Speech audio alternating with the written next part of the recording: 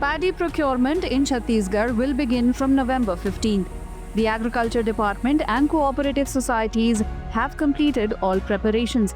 For the procurement process, which will continue till January 31st, special arrangements have been made at all 2,739 purchase centers for the convenience of farmers.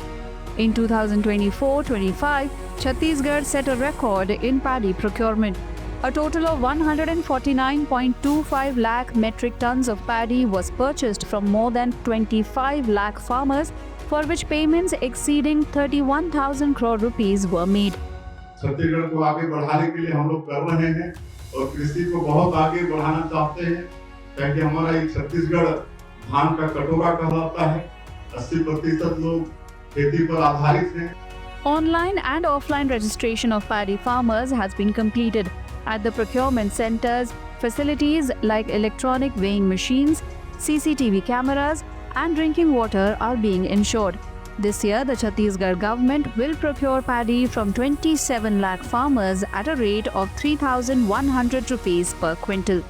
प्रथम चरण होता है किसान का पंजीयन, उसको भी हमने कर लिया है। वेरिफिकेशन का काम चल रहा है। कुछ लोग जो छूटे हैं उनसे अप्रोच कर पूरी कोशिश है कि एक भी पात्र किसान न छूटे।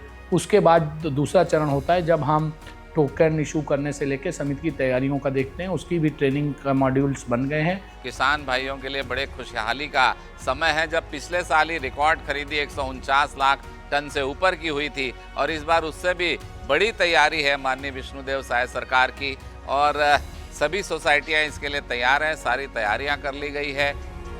Farmers across the state are enthusiastic about the upcoming procurement. With greater transparency in the process, the target is to ensure payments within 6 to 7 days.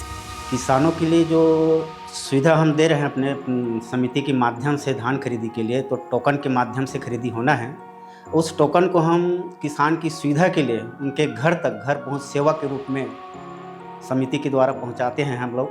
15 तारीख के धान बिक्री लेके तो अपन पूरा तैयारी हो चुके हैं, बट प्राकृतिक आपदा इस कुछ बारिश के चलते किसान मन बहुत ज़्यादा परेशान हैं। माहू के जो बीमारी है जेकर महामारी से लगभग सब किसान त्रस्त हैं, बट फसल अभी भी अच्छा है।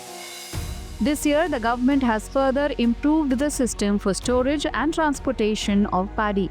Every activity related to procurement will be monitored in real time through the Chief Minister's e-dashboard.